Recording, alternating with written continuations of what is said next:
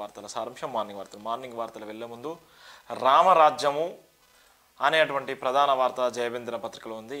ఈరోజు రంగరంగ వైభవంగా భారతదేశ వ్యాప్తంగా ప్రపంచవ్యాప్తంగా హంగు హార్బాటలతోని ఇవాళ సమాజంలో అందరూ రామ మందిరం వైపు చూసే విధంగా రాముడిని కొలిసే విధంగా ఈరోజు దేశ ప్రధాని ఈరోజు ఆయన బాధ్యత తీసుకొని బడులను పక్కన పెట్టి మందిరాలను గుండెల మీద మోసేటువంటి నేపథ్యం ఉంటుంది. ఈ సందర్భంగా రామ మందిరాలు నిర్మాణం, రామ మందిరం తర్వాత రామరాజ్యమే నిర్మిస్తారనే ప్రధాన వార్త కూడా ఆడింది. రామ మందిరం తర్వాత రామరాజ్యం నిర్మిస్తారా? రామరాజ్యం ఎందుకు నిర్మిస్తారు? రామ మందిరం ఎందుకు నిర్మిస్తున్నారు? రామ మందిరం వెనక ఉన్నటువంటి చరిత్ర ఏంది? 500 ఏళ్ళ చరిత్ర కలిగినటువంటి రామ మందిర నిర్మాణంలో ఈరోజు మోడీ వచ్చిన తర్వాత ఎంతోమంది ప్రధానమంత్రులు పోయిన తర్వాత ఎవరికి సాధ్యం కానటువంటి అసాధారణమైనటువంటి రామ మందిర నిర్మాణం వెనుక ఎవరెవరి కృషి ఉంది, నరేంద్ర మోడీ ఏ విధంగా సపోర్ట్ చేసిండు, ఇవాళ బడులను పక్కన పెట్టేసి ఇవాళ గుడుల జోలికి ఎందుకు పోతున్నారు అంటే ఒక రాజకీయంగా ఇవాళ ఉన్నటువంటి పార్లమెంట్ ఎన్నికల నేపథ్యంలో ఇవాళ సెంటిమెంట్తోనే రామ మందిర సెంటిమెంట్తోని ఇవాళ రాజకీయాల్లోకి రావడం కోసము ఇవాళ మోడీ రామ మందిరాన్ని భుజస్కంధాలపై మోస్తున్నాడు. కానీ ఈరోజు ఉన్నటువంటి అక్షరాస్యత రేటు తగ్గిపోయింది, ఆకలి రాజ్యం పెరిగిపోయింది.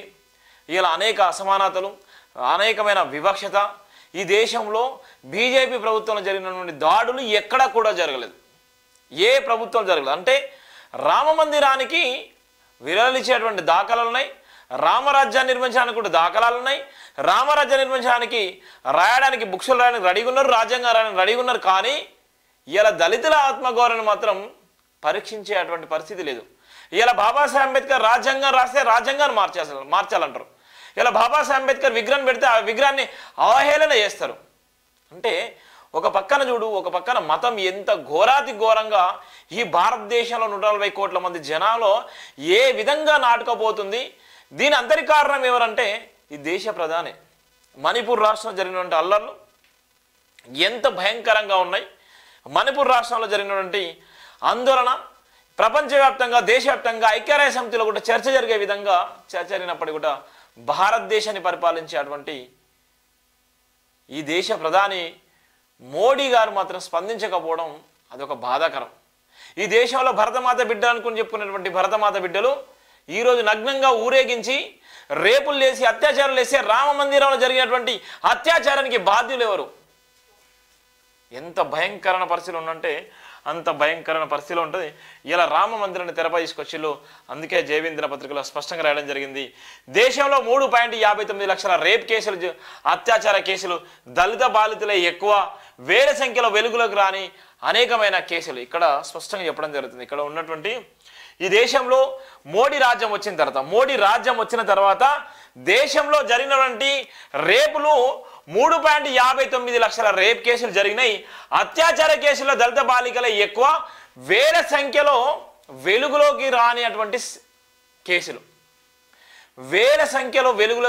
కేసులు. ఇది ఎవరు చెప్తారు? ఏ పత్రిక రాస్తారు?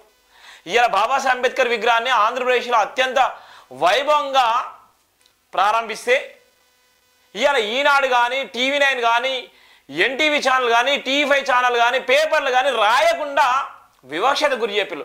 ఇవాళ దళితులు చూసేటువంటి జైభీం టీవీని ఇవాళ టీవీ ఛానల్ బహిష్కరించండి. అంబేద్కర్ అందరివాడు.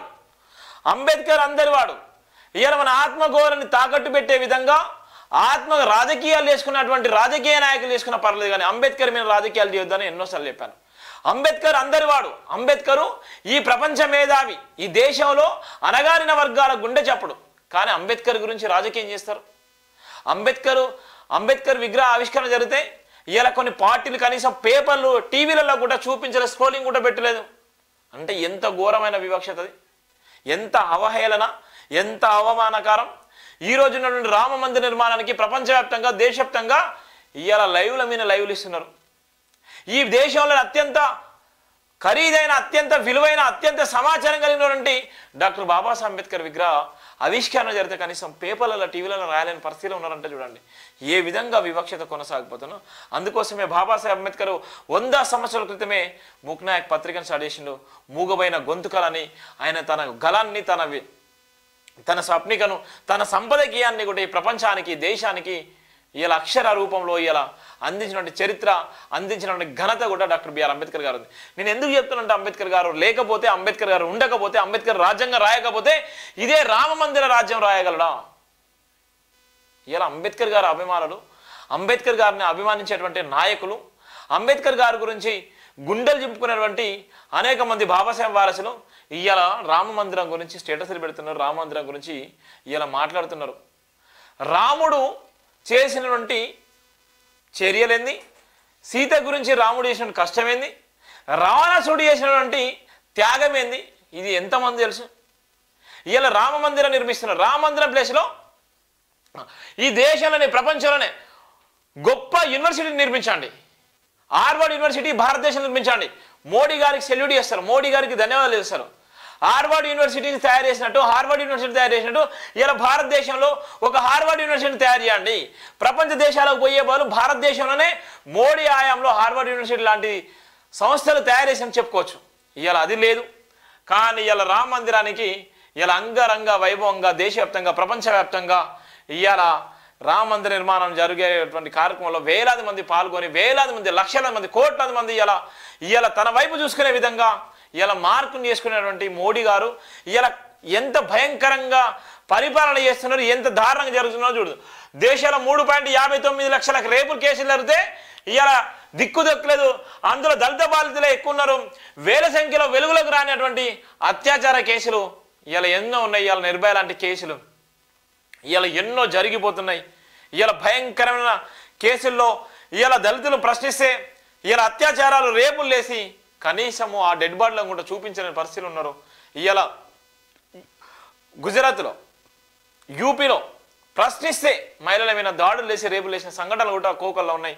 ఇలా అందుకోసమే రామ మందిరం తర్వాత రామరాజ్యం నిర్మిస్తారా, రామ మందిరం నిర్మించళ్ళు తర్వాత రామరాజ్యం నిర్మిస్తారనేటువంటి వార్తను కూడా ఇక్కడ రాయడం జరిగింది. దేశాన్ని రామరాజ్యంగా చూడాలని మహాత్మా గాంధీ కలలు కన్నారు. ఆ కళను సాకారం చేస్తామని అధికార పీఠం ఎక్కుతున్న ప్రభుత్వాలు 5 ఏళ్లకు ఒకసారి చెబుతున్న మాట ఇది అయితే నేటికి ఆ కళగానే మిగిలిపోయింది. దేశంలో మహిళలపై అత్యాచారాలు, అకృత్యాలు, అగత్యాలు రోజు రోజుకు పెరిగిపోతున్నాయి. తప్పు ఎన్నడూ తగ్గలేదు. అది ఎంతవరకు అంటే సగటున ప్రతి గంటకు 4 అత్యాచారాలు మరియు ప్రతి 2 నిమిషాలకు మహిళలపై ఆగత్యాలు జరుగుతున్నాయి. గత ఏడాది కంటే 2022లో భారతదేశంలో 31,516 అత్యాచార కేసులు నమోదైనాయి. 4,45,250 ఆగత్యాల కేసులు నమోదయ్యాయి. అంటే సగటున రోజుకు 86 అత్యాచార కేసులు, గంటకు మహిళలపై 49 హింసాత్మక కేసులు నమోదవుతున్నాయి. ఫిర్యాదులు దాఖలు చేయబడినా లేదా మీడియాలో నివేదించబడిన సందర్భాలు ఇవి. దేశంలో వెలుగులోకి రాని కేసులు వేల సంఖ్యలో ఉన్నాయి. మహిళలపై ఆగత్యాలు ఈ స్థాయిలో జరుగుతున్నా నేరస్తులకు శిక్షలు పడేది కొన్ని కేసులు మాత్రమే.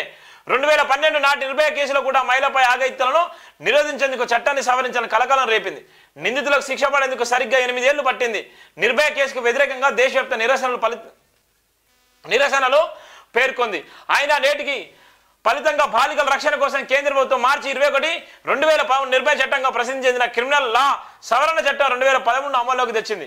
ఈ చట్టం కింద మహిళలపై నేరాలు కఠినంగా శిక్షిస్తామని, నేరాలు అరికడతామని కేంద్ర ప్రభుత్వం పేర్కొంది.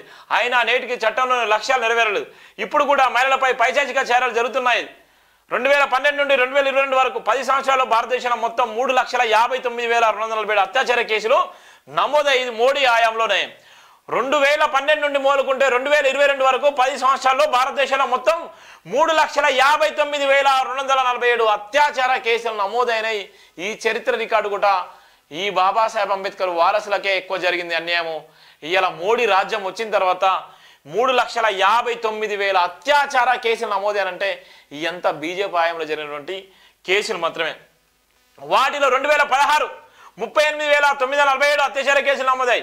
National crime record bureau NCRB నివేదిక ప్రకారం నిర్భయ కేసు జరిగిన 2012లోనే 24,923 అత్యాచార కేసులు నమోదాయి. నిర్భయ చట్టం అమల్లోకి వచ్చిన 2013లో 33,700 అత్యాచార కేసులు నమోదాయి. అంటే 2012 కంటే 2013లో ఈ 9,000 కేసులు ఎక్కువ నమోదాయి. ఏదైతే నిర్భయ చట్టం వచ్చిందో ఈ దేశాన్ని ప్రపంచవ్యాప్తంగా ఆందోళన గురి చేసినటువంటి నిర్భయ చట్టం వచ్చిందో, నిర్భయ చట్టం వచ్చిన తర్వాత అత్యాచార కేసులు కూడా నమోదైనాయి. అంటే చట్టాల మీద గౌరవం లేనటువంటి పరిపాలించేటువంటి పరిపాలకుల పరిపాలన ఏ విధంగా ఉందో చూడండి. ఇక్కడ ఇలా ఎంత దారుణంగా మోసపోతున్నారు, ఎంత దారుణంగా ఇబ్బందులకు గురైపోతున్నారు. ఒక పక్కన ఇంత ఘోరంగా ఉంటే మరో పక్కన ఈ మందిర నిర్మాణానికి ఇలా దేశమంతా ప్రపంచవ్యాప్తంగా చూస్తున్నారు. ఇలా దేశమంతా ప్రపంచవ్యాప్తంగా చూస్తున్నారు. ఇలా జనాన్ని డైవర్ట్ చేసేటువంటి నేపథ్యం ఉంది. ఇవాళ ఉన్నటువంటి భారతదేశం అందరికి సంబంధించినటువంటి దేశం, ఇలా సెక్యులర్ దేశం అని చెప్పుకున్నటువంటి మన భారతదేశంలో ఇలా కొన్ని మతాలు కొంతమందికే సొంతం చేసుకున్నటువంటి పరిస్థితి ఉంది. ఇలా ఈ దేశ ప్రధాని ఓన్లీ ఒక హిందువులు మాత్రమే ఓటేస్తే దేశ ప్రధాని అయ్యారా? హిందువులు మాత్రమే ఓటేస్తే ఇలా దేశానికి సేవ చేసే అదృష్టం కలిగిందా? ఎటు పోతున్నాం, ఏం జరుగుతుంది? అలా అంత భయంకర పరిస్థితి ఉంది. అంటే చూడు, ఇన్ని కేసులు ఈ దేశంలోనే అత్యధికంగా కేసులు నమోదైనటువంటి రికార్డు కూడా స్పష్టంగా రాయడం జరిగింది. రామ మందిరం తర్వాత రామరాజ్యం నిర్మిస్తారన్నటువంటి 2వ పేజీ తర్వాత కరోనా వైరస్ విజృంభిస్తున్న సమయంలో దేశంలో లాక్డౌన్లో ఉన్నప్పటికీ రేప్ కేసులు తగ్గలేదు. 2020లో కరోనా వ్యాప్తి ప్రారంభమైనప్పుడు 28,046 అత్యాచార కేసులు నమోదు కాగా 2021లో 31,677 కేసులు నమోదయ్యాయి. గతేడాది 2022లో 31,516 అత్యాచార కేసులు నమోదైతే 2022 గణాంకాల ప్రకారం రాజస్థాన్ అత్యధిక అత్యాచార కేసులు నమోదయ్యాయి. చూడు, 2022లో ఒక పక్కన దేశంలో కరోనా లాక్డౌన్ స్తంభించినప్పటికీ, కరోనా వచ్చి ఇబ్బంది పడుతున్న సమయంలో, కరోనాతోని కొట్టుమిట్టాడుతున్న సమయంలో ఒక పక్కన రేప్ కేసులు కూడా అదే తరహాలో జరిగినాయి. రాజస్థాన్లో రేప్ కేసులు కూడా పెరిగిపోయినాయి.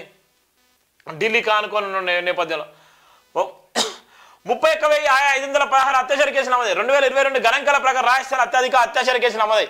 ఆ ఒక్క రాష్ట్రంలోనే 5,399 కేసులు నమోదాయి. అత్యాచారాల రాజధానిగా పేరొందిన ఉత్తరప్రదేశ్ 3,690 కేసులతో 2వ స్థానంలో ఉంది. 3వ స్థానంలో ఉన్న మధ్యప్రదేశ్లో 3,029 కేసులు నమోదాయి. కర్ణాటకలో గత ఏడాది కంటే 590 అత్యాచార కేసులు నమోదాయి. ఎన్సీబీఆర్ తెలిపింది మీడియాలో నమోదవుతున్న మరియు నివేదించబడిన అత్యాచార మరియు లైంగిక వేధింపుల కేసులు సంఖ్యను కడుపును కదిలించింది. అయితే రిపోర్ట్ చేయని మరియు నివేదించని అనేక అత్యాచార కేసులు మరుగున పడ్డాయి. దేశంలో 90% రేప్ కేసులు రిపోర్ట్ చేయబడవు. మర్యాదగా భయపడి బాధితులు తమ అక్రతలకు ప్రపంచానికి చెప్పరు. బాధితురాలు ధైర్యంగా ముందుకెళ్లి తనకు జరిగిన అన్యాయానికి న్యాయం చేయాలని కోర్టుకు వెళ్లి ఫిర్యాదు చేస్తే విచారణ సమయంలో ఆమెపై జరిగిన ఘటనపై దురుసుగా ప్రశ్నలు వేసి మానసికంగా హింసించారు. ఈ ప్రపంచంలో అంతా డబ్బు ఉంటేనే జరుగుతున్నట్లుగా డబ్బు ఉన్న వారికి న్యాయం ఇప్పటికీ సమాజంలో పాతుకుపోయింది.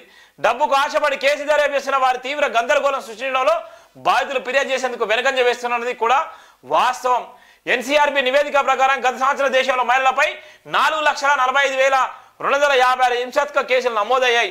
2020లో 3,71,503, 2021లో 4,20,278 కేసులు నమోదయ్యాయి. ఈ 2 పోలు చూస్తే 2020లో దాదాపు 17,000 కేసులు పెరిగే అవకాశం ఉంది. గత ఏడాది సగటున గంటకు 51 కేసులు నమోదయ్యాయి. అత్యాచారం కేసులే కాదు, మహిళలపై జరుగుతున్న ఇతర హింసాకాండగా చూస్తే దేశం ఎలాంటి దిగ్బంధకర పరిస్థితులతో తెలిసిపోతుంది. వాదిగాస్తున్న పురుషాధిక సమాజంలో స్త్రీలను ఆనంద వస్తువులుగా, ఆట బొమ్మలుగా చూస్తారు. స్త్రీలు పిల్లల కన్నా యాంత్రాన్ని ఈ సమాజం భావిస్తుంది. తమ కోరికలు తీర్చుకునేందుకు అత్యాచారానికి పాల్పడే దుర్మార్గులు సాక్ష్యం ధ్వంసం చేసేందుకు బాధితులను హత్య చేస్తున్నారు. మరో దిగ్బంధకరమైన అంశం ఏమిటంటే, ఈ అత్యాచార కేసులో దళిత బాలికలే ఎక్కువగా. చూడండి ఎంత భయంకరమో. దయచేసి ఎంతమంది దళిత బాలికలు ఉన్నారంటే అత్యాచారంలో ఎంతమందిని హింసాత్మకంగా చేసేయాలంటే ఇక్కడ అత్యధికంగా ఉన్నది కూడా దళిత బాలికలే. ఇగో దళిత బాలికలే ఎక్కువగా బలవుతున్నటువంటి సందర్భం కూడా ఉంది. ఇక్కడి నుంచి ఇక్కడ దాకా ఏ మతానికి చెందిన వారైనా స్త్రీయే, ఆమెను దుర్భాషలాడకూడదు. ఇప్పుడు జరుగుతున్న అఘాయిత్యాలు కులం వర్గం కారణంగానే అనేకం జరుగుతున్నాయి. అట్టడుగు కులాలకు చెందిన దళితులపై అగ్రవర్ణ కులాల వారు అట్టడుగు కులాల వారు అనే కారణంగా వారిపై లైంగిక వేధింపులు పాల్పడి వేల కేసులు మన ముందు ఉన్నాయి. గత 11 ఏళ్ళ 9 ఏళ్ల ప్రధాని నేతృత్వంలో బీజేపీ ప్రభుత్వం అధికారంలో ఉంది. నేటి బాచావో బేటి బచావో అంటూ మోదీ ఎర్రకోటపై నిలబడి నినాదాలు చేశారు. కానీ ఆ సహాయం చేయలేదు. 2014లో బీజేపీ అధికారంలోకి వచ్చినప్పటి నుంచి అత్యాచార కేసులు ఏటా పెరుగుతున్నాయి. 2018లో జమ్మూ కాశ్మీర్లో కత్వాలో 8 ఏళ్ల బాలిక ఐహిపా బానుపై జరిగిన అత్యాచార కేసులో నిందితుల తరపున బీజేపీ ఎంపీలు మంత్రులు నిరసన తెలిపిన సందర్భం ఉంటుంది. చూడండి, జమ్మూ కాశ్మీర్లో జరిగినటువంటి ఒక హషీఫా బానే అనేటువంటి అమ్మాయిపై 8 ఏళ్ల బాలికపై రేప్ చేసి చంపేస్తే వీళ్ళకు ఎవరికి సపోర్ట్ చేయాలంటే బీజేపీ ఎంపీలను మంత్రులు వాళ్ళ ధర్నాలు చేసి రాష్ట్రాలకు లేసి నిరసన తెలిపిన సందర్భం ఉంది. అత్యాచారం చేసినటువంటి ఎవరైతే ఉన్నారో ఆ బాధితులకు సపోర్ట్గా నిలిచినటువంటి పరిస్థితి కూడా మన బీజేపీ ఎంపీలకు వాళ్ళకే దక్కింది. పోలీసులే స్వయంగా రాత్రి బాధితురాలు మృతదేహాన్ని దహనం చేశారు. ఈ ఉత్తరప్రదేశ్లో ఉన్నావాలో దళిత బాలికపై 2010 జరిగిన అత్యాచార కేసులో బీజేపీ ఎమ్మెల్యే కుల్దీప్ సింగ్ నిందితుడిగా ఉన్నటువంటి నేపథ్యం కూడా ఉంది. 2017లో ఈ దేశవ్యాప్తంగా సంచలనం జరిగింది. ఉన్నటువంటి ఈ కేసులో కుల్దీప్ సింగ్ ఎమ్మెల్యే అంటాడు కూడా అత్యంత దారుణంగా కుటుంబాన్ని అమ్మాయిని రేప్ చేసి చంపేస్తే ఆ కుటుంబాన్ని కూడా భయభ్రాంతులకు గురి చేస్తే ఇదే ఉత్తరప్రదేశ్లో యోగి ఆదిత్యనాథ్ ప్రభుత్వం ఆ ఎమ్మెల్యేని కాపాడి ఆ అమ్మాయి డెడ్ బాడీని కూడా దొరకకుండా నైట్ ఖననం చేసినటువంటి చరిత్ర కూడా 2017లో బీజేపీ హయాంలో. ఇక్కడ ఉన్నటువంటి సందర్భంలో రెజ్లింగ్ ఫెడరేషన్ అధ్యక్షుడు బీజేపీ ఎంపీ బ్రిజ్భూషణ్ సింగ్ తమను లైంగికంగా వేధించాలని ఆరోపిస్తూ ఇటీవల మహిళా రేంజర్లు నిరసన దిగారు. రేంజర్లు సాక్షి మాలిక్ తనకు న్యాయం చేయకపోవడంతో రెజ్లింగ్ క్రీడకు రిటైర్మెంట్ ప్రకటించిన నేపథ్యం కూడా ఉంది. ఇది బీజేపీ హయాంలో ఇది ఉన్నటువంటి దేశవ్యాప్తంగా ఇది సంచలనం జరిగింది.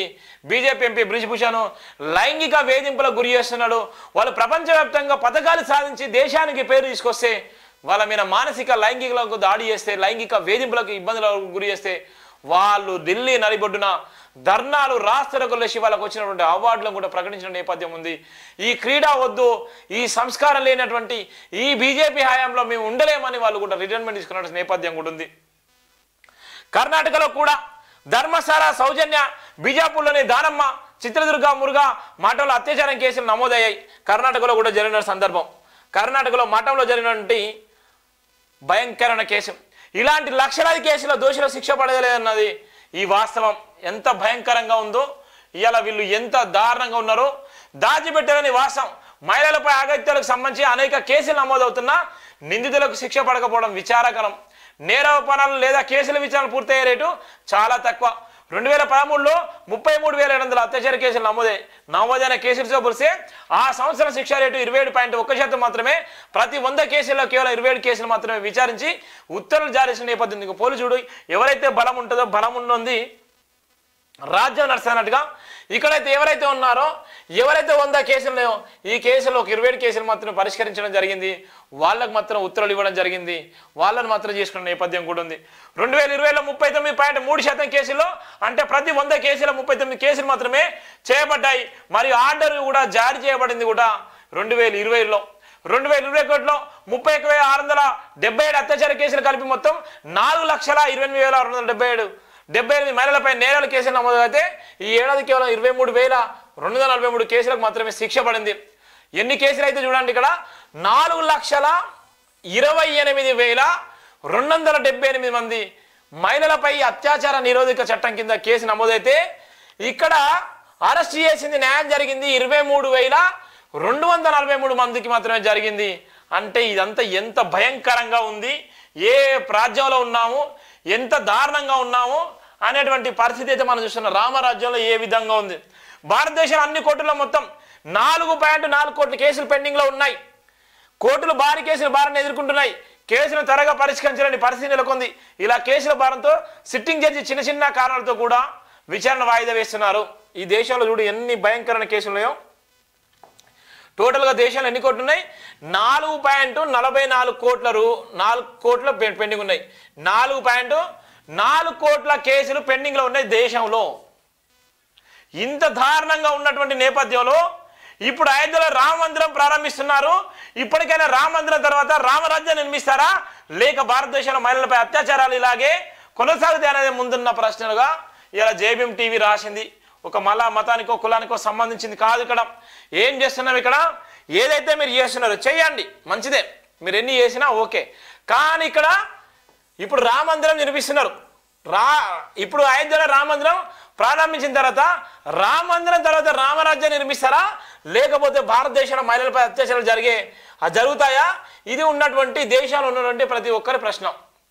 ఇలానే కొనసాగుతాయా, లేక ఇక్కడితో ఆగిపోతాయి అన్నటువంటి ప్రధాన వార్తను కూడా జైభీమ్ టీవీ రాసిన సందర్భం కూడా ఉంది.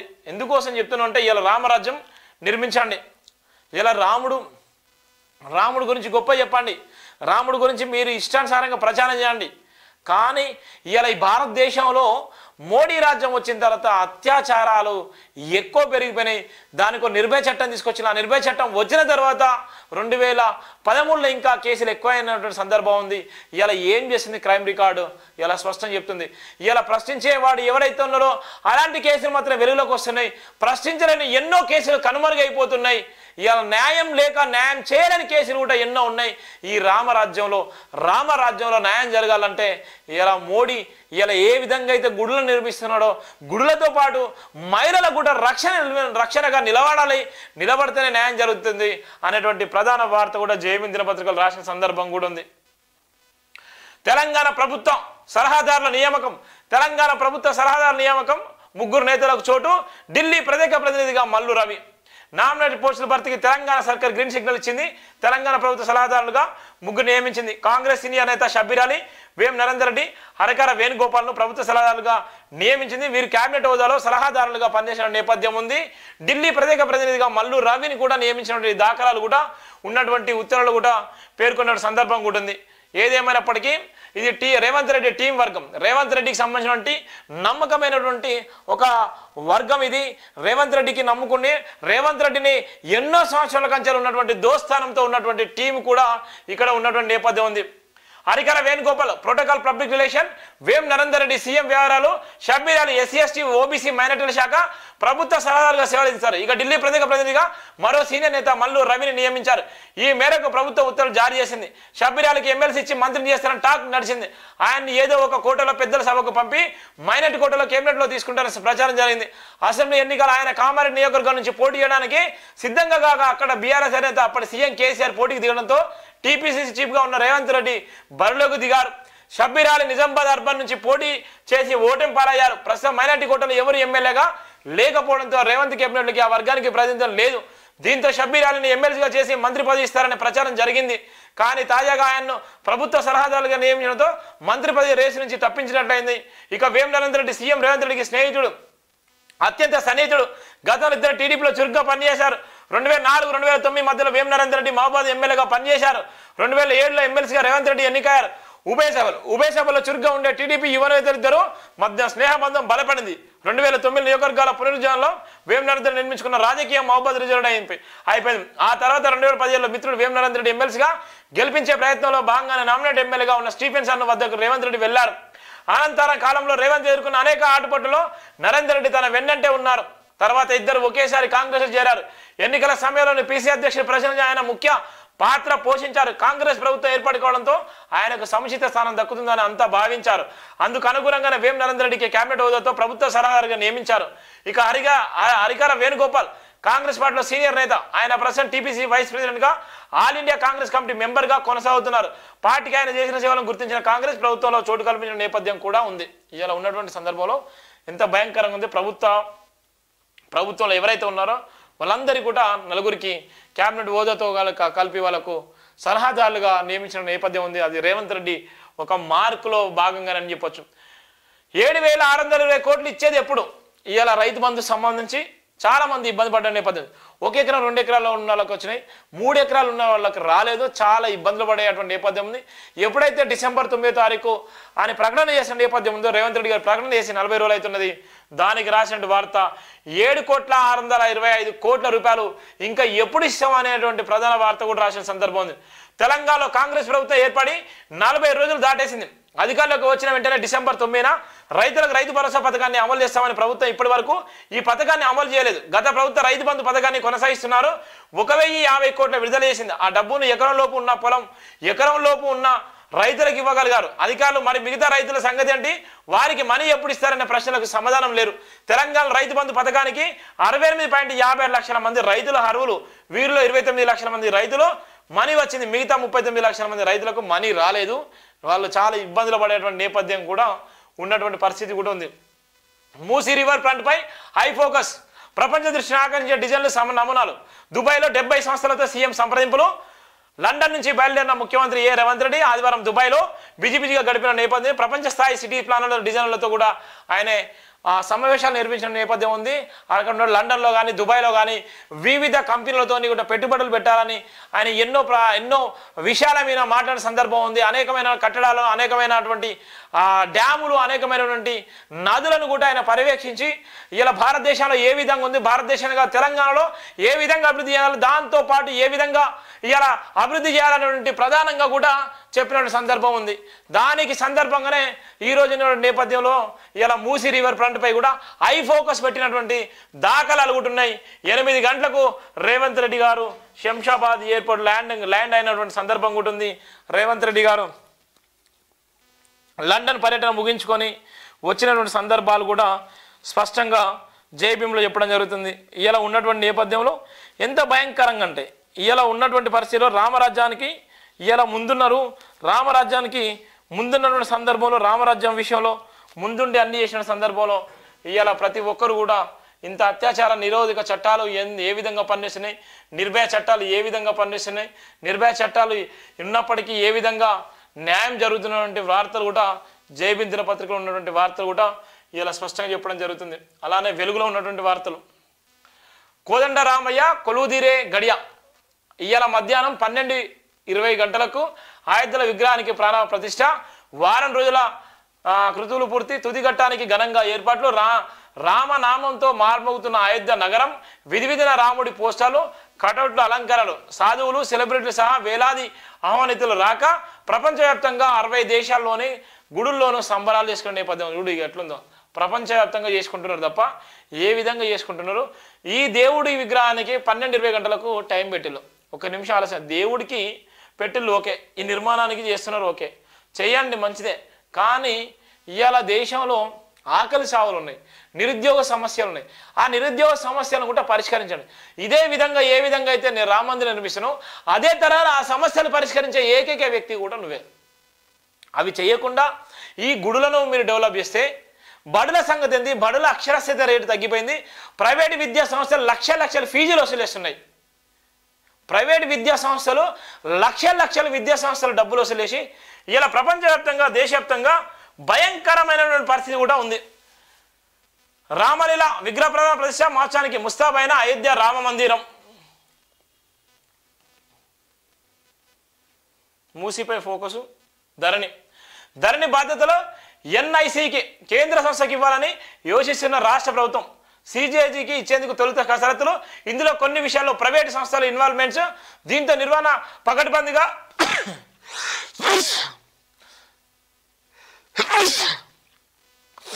పకడ్బందీగా ఉంటుందని ఎన్ఐ వైపు మొగ్గు. మాడ్యూల్స్లో బిజీగా మార్పులు చేయొచ్చని సర్కార్ ఆలోచన. తప్పులు జరిగినాయి రిపీట్ కానియా? పార్టీ కోసం పనిచేసే కార్యకర్తలను కాపాడుకుంటాం కేసీఆర్. వచ్చే నెల నుంచి తెలంగాణ భవన్లో అందుబాటులో ఉంటానని వెల్లడి. కార్యకర్తలతో నిత్యం ఫోన్లో మాట్లాడుతున్న బీఆర్ఎస్ చీఫ్.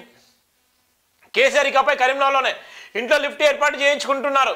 మాజీ ఎంపీ వినోద్ కుమార్ కేసీఆర్ ఇకపై ఇక కరీంనగర్లో ఉంటారట. ఇక్కడ పోయింది, హైదరాబాద్ పోయింది, ఫామ్ హౌస్ పోయింది.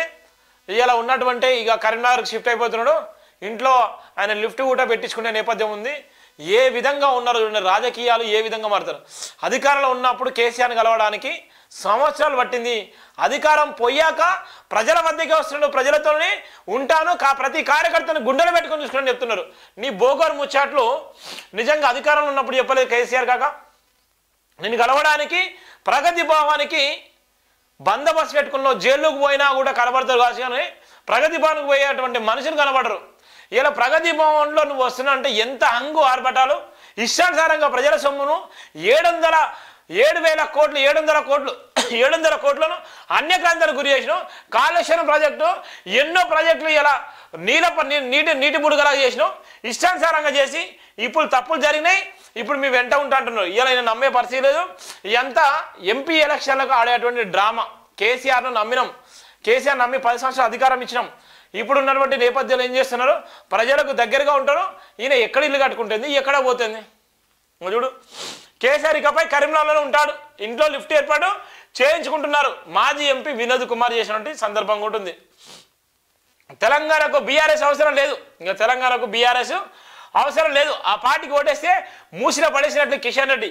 వచ్చే నెల లోక్సభ ఎన్నికల నోటిఫికేషన్, ఏప్రిల్లో ఎలక్షన్స్, ఏప్రిల్లో వచ్చే నెలలో లోక్సభ ఎన్నికలు, ఏప్రిల్లోనే ఎలక్షన్ జరిగేటువంటి నేపథ్యం ఉంది. 6 గ్యారెంటీల అమలుపై కాంగ్రెస్ సర్కార్కు క్లారిటీ లేదన్నటువంటి వాక్య కూడా ఉన్నటువంటి నేపథ్యం ఉంది.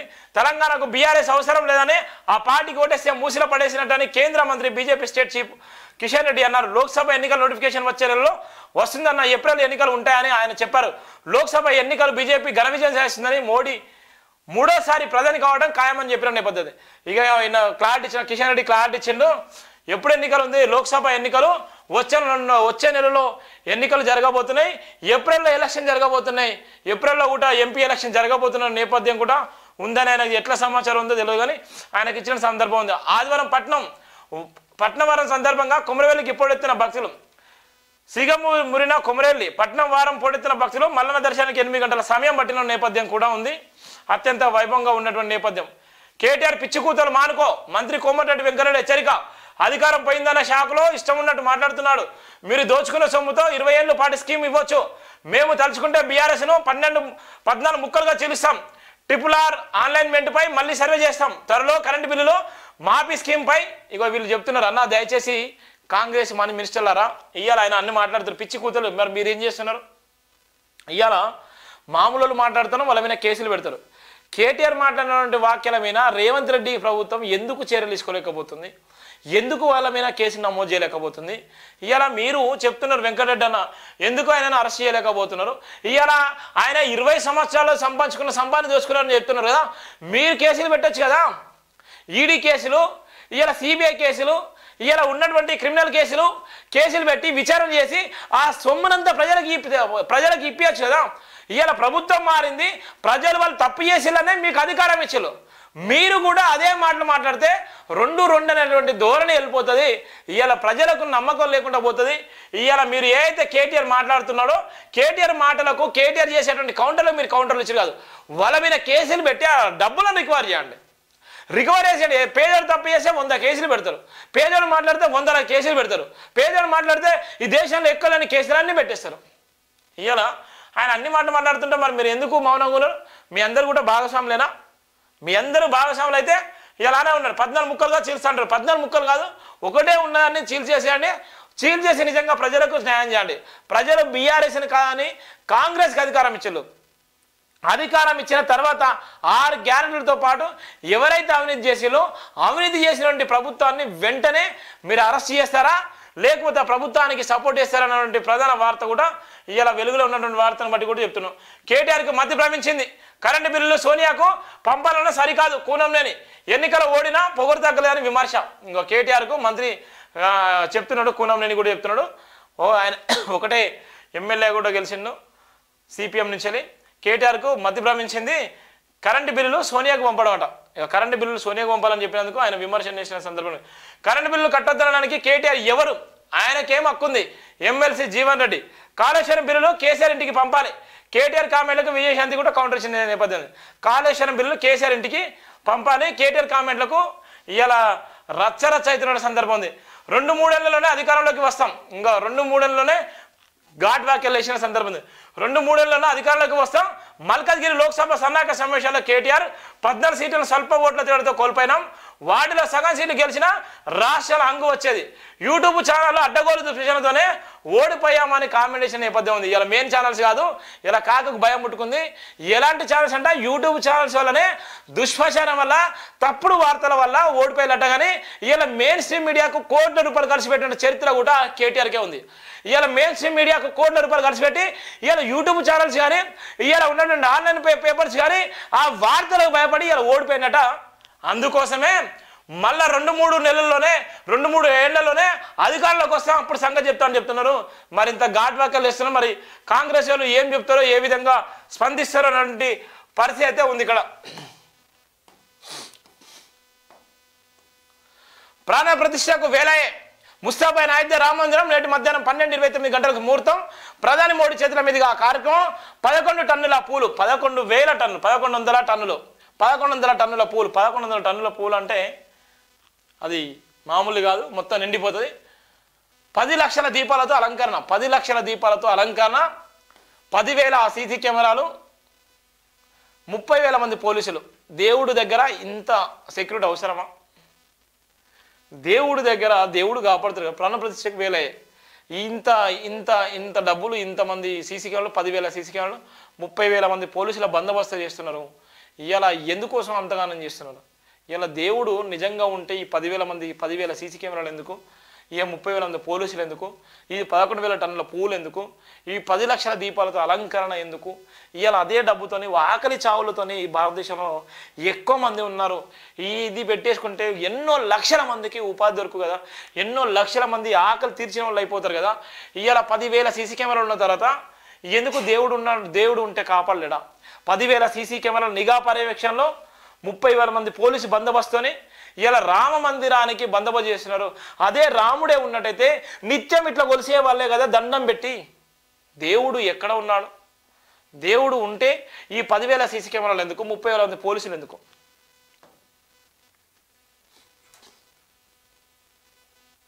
ఎందుకు? ఇంకా చూడు ఎంత ఘోరంగా ఉంది. ఇక్కడ చూడండి, 11,000 టన్నుల పూలు, 11,000 టన్నుల పూలు, 11,000 టన్నులు. అవి ఎంత ఇబ్బంది ఉంటుంది చూడు. 1,100 టన్నుల పూలు, 1,100 టన్నుల పూలు, 30,000 మంది పోలీసులు, 10,000 సీసీ కెమెరాలు, ఆయుధ లీకులతో ఖాతాలు ఖాళీ, లడ్డు గిఫ్ట్ కూపన్ల పేరుతో సైబర్ నేరగాళ్ళు నయా plan, WhatsApp, PhonePe, Google Pay, పేటిఎంలకు లింకులు ఓపెన్ చేయొద్దని పోలీసులు కూడా హెచ్చరిక చేసిన నేపథ్యంలో దేవుడు ఒక పక్కన దేవుడు అంగరంగ వైభవంగా చేసే నేపథ్యంలో ఇక నయా దొంగలుడు ఇక సైబర్ నేరగాళ్ళు ఏ విధంగా ఉన్నారో దేవుడు వీళ్ళని శిక్షించడా? బీఆర్ఎస్ను 14 ముక్కలు చేస్తాం, ఆ పార్టీ ఎమ్మెల్యేను 39 ముక్కలు చేస్తాం. కేటీఆర్కు మతి భ్రమించింది మంత్రి కోమటిరెడ్డి. చూడు దీనికి ఏ విధంగా కౌంటర్ ఇచ్చుకుంటారు, ఏ విధంగా కేసు ఏదో. బీఆర్ఎస్ను 14 ముక్కలుగా చేస్తా, ఆ పార్టీ ఎమ్మెల్యేను 39 ముక్కలు చేస్తాం అంటే చంపేశారట. కేటీఆర్కు మతి భ్రమించింది మంత్రి కోమటిరెడ్డి. దీని మీద కౌంటర్ ఏ విధంగా? తెలంగాణలో సౌతి పెట్టుబడులు జెడ్డా వేదిక ఇక్కడి పరిశ్రమలతో మంత్రి శ్రీధర్బాబు భేటీ అయిన నేపథ్యం కూడా ఉంది.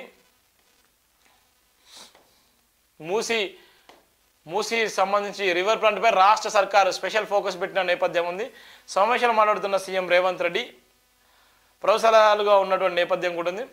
నాగరికన్ బరిలో బర్రెలక్క మళ్ళా తెరపైకి వచ్చింది, తగ్గేదేలే. ఎంపీతో పాటు ఎమ్మెల్సీగా పోటీ గెలిచే వరకు ప్రయత్నిస్తాను ఉంటా, అందరూ సపోర్ట్ చేయండి వీడియో విడుదల చేసిన శిరీష. రాష్ట్రంలో ప్రజాస్వామిక వాతావరణం, పదేళ్ల తర్వాత ఫీలింగ్, నేడు ప్రజాభవన్పై పెరిగిన విశ్వాసం. ప్రొఫెసర్ హరిగోపాల్ విభజన హామీల్లో అన్యాయం. ప్రొఫెసర్ కోదండరాం కృష్ణ జలాల పరిరక్షణపై బీఆర్ఎస్ భిన్న ధోరణి. దక్షిణ తెలంగాణ ప్రాజెక్టులపై 10 ఏళ్ల పాటు నిర్లక్ష్యం. ఏపీ కొత్త ప్రాజెక్టులు కడుతున్న మౌనం. జగన్తో ఫ్రెండ్లీ రిలేషన్స్ కోసం రాష్ట్రాకులపై రాజీ. అసెంబ్లీ ఎన్నికలు ఇప్పుడు సాగర్ దగ్గర ఫైటు. లోక్సభ టైంలో కేఆర్ఎంబీఏ ప్రస్తావిస్తూ ప్రభుత్వంపై విమర్శలు. ప్రజాప్రతినిధులతో దుబాయ్ గోవాకు అవిశ్వాస తీర్మానాలు పెడుతున్నారన్న గోవాలో 3 బీచ్లు ఉన్నాయి. కాశీలో ఏముంది? ఎమ్మెల్యే మల్లారెడ్డి ఆసక్తికర వ్యాఖ్యలు కూడా ఇచ్చిన సంబంధం. ప్రజాప్రతినిధులతో దుబాయ్ గోవాకు అవిశ్వాస తీర్మానాలు పెడుతున్నారనేటువంటి నేపథ్యంలో గోవాలో 3 బీచ్లు ఉన్నాయి. కాశీలో ఏముంది? ఎమ్మెల్యే మల్లారెడ్డి ఆసక్తికర వ్యాఖ్యలు కూడా ఇచ్చిన సంబంధం కూడా ఉంది. ఇలా ఉన్నటువంటి గోవాలైనా కొన్ని బీచ్లు ఉన్నాయి, అక్కడ మాత్రం ఏం బీచ్లు ఉన్నాయి? శంషాబాద్ ఎయిర్పోర్ట్లో 40 కోట్ల డ్రగ్స్ సీజ్. 3 నెలలకు ఒకసారి కొత్త అమ్మాయిలు. అఖిల్ ఫైల్మాన్ సంపాదన రోజుకు ₹1,00,000. 3 నెలలకు ఒకసారి కొత్త అమ్మాయిలు. అఖిల్ ఫైల్మాన్ సంపాదన రోజుకు ₹1,00,000. ధరణి ప్రక్షాళనకు రూట్ మ్యాప్. నేడు సీసీఎల్ కేంద్రంగా కమిటీ 2-3 ఏళ్లలో మళ్ళీ అధికారంలోకి బీఆర్ఎస్. చూడు ఎట్లుందో. డబ్బును సంపాదించడం కోసం అడ్డమైన దారులు ఎన్నో ఉన్నాయి. ఆ అడ్డమైన దారులకు కూడా ఏ విధంగా సంపాదిస్తున్నారో చూసినటువంటి సందర్భం కూడా ఉంది. ఏపీలో అంతా మాఫియానే. మైనింగ్ ఇసుక మద్యంతో దాచుకోవడమే. జగన్ పాలన రాష్ట్రం అధోగతి. 10 లక్షల కోట్ల అప్పులు. రాష్ట్రానికి 3 రాజధానులు కాదు, ఒక్కటైనా కట్టారా? ప్రత్యేక హోదాకు ఉద్యమించిన జగన్ బీజేపీకి తొత్తుగా మారారు. జగన్ సర్కార్పై చెల్లెలు షర్మిల ఫైర్. పీసీసీ చీఫ్ బాధ్యతలో తెలంగాణలో నియంత్రణను గద్దె దించిన వ్యాఖ్య. షర్మిల సమక్షంలో కాంగ్రెస్లో చేరిన మంగళగిరి ఎమ్మెల్యే. మంగళగిరి అంటే ఇప్పుడు ఉన్నటువంటి తాడేపల్లికి సంబంధించి, తాడేపల్లిలో ఉన్నటువంటి ఏదైతే జగన్ ఇల్లు ఉందో, జగన్ ఇల్లుకు సంబంధించిన మంగళగిరి ఎమ్మెల్యే. జగన్కి అత్యంత నమ్మకమైనటువంటి ఎమ్మెల్యే. ఈయన బాధ్యతలు, మేడం గారు బాధ్యతలు తీసుకున్నది. ఎమ్మెల్యే గారు ఎంబటే వైఎస్ఆర్ పార్టీ నుంచి ఎంబరే కాంగ్రెస్ పార్టీలో జరిగిన నేపథ్యం కూడా ఉంది. ఇదంతా ఒక మాఫియా, ఒక డ్రామా అనేటువంటి నేపథ్యం ఉంటుంది. హైదరాబాద్కు టెస్లా చైనా ఆటోమొబైల్ దిగ్గజం BYD కూడా దుబాయ్లో అధికారులతో సీఎం రేవంత్ ఆశాలకు అందరం. సీఎం రేవంత్కి అండగా నిలిచిన నేతలకు పదవులు. సీఎం ప్రభుత్వ సలహాదారులుగా వేం నరేందర్ రెడ్డి, షబ్బీర్ అర్కారా, గోయన్ గోపాలరావు. ఢిల్లీలో తెలంగాణ ప్రభుత్వ ప్రత్యేక ప్రతినిధిగా మల్లు రవి. వేం నరేందర్ నియామకంపై ముందే చెప్పిన ఆంధ్రజ్యోతి. వేం నరేందర్ నియామకంపై ముందే, అది అందరికీ తెలిసిన సందర్భమే. బీఆర్ఎస్ని ఖతం చేసే కుట్ర. మొన్న బీజేపీ నేత బండి సంజయ్ అన్నారు. ఆంధ్రజ్యోతి రాధాకృష్ణ కొత్త పలుకులో ఇదే చెప్పారు. మోదీకి రేవంత్కి భయపడడం, బీఆర్ఎస్ని ఏం చేయలేరు, మేము మరో 8 స్థానాలు గెలిచి ఉంటే అంగ ఏర్పడేది. మల్కగిరి బీఆర్ఎస్ అన్నాక సమావేశంలో కేటీఆర్ చేసిన వాక్యాలు కూడా మనం చూస్తున్నాం. రామసేతు వద్ద ప్రధాని సేతు బంధన తీర్థంలో ధ్యానం, సముద్ర స్నానం, శివుడికి పూజలు, కడాలి ఒడ్డున ప్రాణభయం, కోదండ రామలలో ధ్యానం, పవిత్ర జలాల కలాశంతో ఢిల్లీకి. అయోధ్యలో బాలరాముడి ప్రాణ ప్రతిష్ఠ నేడే. రాముడు ప్రాణ ప్రతిష్ఠ కూడా ఉంది. దేశవ్యాప్తంగా ప్రపంచవ్యాప్తంగా చూస్తున్నటువంటి సందర్భం కూడా ఉంది. సర్వంగా సుందరంగా ముస్తాబై ప్రారంభోత్సవానికి సిద్ధంగా ఉన్న అయోధ్య రామ మందిరం. శ్రీరామ జయం. అయోధ్యలో బాలరాముడి ప్రాణ ప్రతిష్ఠ నేడే. మధ్యాహ్నం 12:30 గంటలకు అభిజిత్ లగ్నంలో ముహూర్తం. ముందుగా 56 రకాల భోగు ప్రసాద నివేదన. 70 తర్వాత నూతన మందిరంలోకి రామ అలల్ల. హనుమావ సోదరుడు లక్ష్మణ భారత శత్రుఘ్నులు. కొత్త విగ్రహం ముందే పాత విగ్రహాల ప్రతిష్ఠ. తొలిగా మోదీకి రేపటి నుంచి ప్రజలకు దర్శనం. ఆధ్యాత్మిక శోభతో అయోధ్య నగరం కలకల. ఉదయం ఆలయ ప్రాంగణంలో సంగీత విభావరి. ఏపీ ఘట్టం కర్ణాటక వీణానాదం. తమిళనాడు నుంచి నాదస్వరం. మృదంగ విద్వాంసుల నేడు 10 లక్షల దివ్యలం వెలుగుల అయోధ్య. ప్రస్తుతం భూతలం వరకే ఆలయం పూర్తి. మొదటి అంతస్తులో రామ దర్బార్, అందులో రాజారాం సీత. ఏడాది చివరికల్లా మొత్తం పూర్తిగా. చూడండి ఇది ఎంత భయంకరం అంటే చూడండి. ఇక్కడ ఉన్న ప్రస్తుతం భూతలం వరకే ఆలయం పూర్తయింది, మిగతా పూర్తి కాలేదు. దేవుడి ఆలయానికి సంబంధించి మొత్తం పూర్తి అయితేనే మాత్రమే చేయాలని చెప్పిళ్ళు. ఈ మొత్తం ఆలయం మొత్తం పూర్తి అయిన తర్వాతనే ఆలయ ప్రతిష్టాన చెయ్యండి అని చెప్పినప్పటికీ కూడా ఇవాళ అది పూర్తి కాలేదు. ఇది దేశవ్యాప్తంగా అరిష్టం కూడా జరగబోయేటువంటి నేపథ్యం ఉంది. రామ మందిరం పూర్తిగా కంప్లీట్ అయితేనే దేవుడి విగ్రహాలు కానీ దేవుడిని ప్రతిష్ఠించండి చెప్పిన సందర్భంలో ఇవాళ ఎన్నికల నేపథ్యంలోనే రాజకీయంగా పలుకుబడి సంపాదించడం కోసము, రాజకీయ నాయకుల పలుకుబడి కోసము మోడీ ఎత్తిన ఎత్తుగడ ఇది రామ మందిరము, ఈ శ్రీ అయోధ్య రామ మందిరం. ఇవాళ ఎన్నికల స్టంట్ కోసమే ఇవాళ రామ మందిరాన్ని తెరపై తీసుకొచ్చిళ్ళు. ఈ రామ మందిరం తెరపై తీసుకొచ్చి ఇవాళ ఒక పక్కన రామ మందిర నిర్మాణం జరుగుతుంది. అది ఇంకా సంవత్సరం కూడా సరిపోదు, సంవత్సరానికి ఎక్కువనే పట్టే నేపథ్యంలో ఇవాళ రామ మందిరానికి సంబంధించినటువంటి విగ్రహ ప్రతిష్ట కూడా చేస్తున్నారు. ఇది దేశవ్యాప్తంగా అరిష్టం అని చెప్పినటువంటి ఎంతోమంది ఇవాళ పీఠాధిపతులు చెప్తున్న సందర్భం కూడా ఉంది. అంటే ఈ అంత ఎలక్షన్ గురించి జరిగేటువంటి అయోధ్య రామ మందిర నిర్మాణం కూడా చూస్తున్నాం మనం.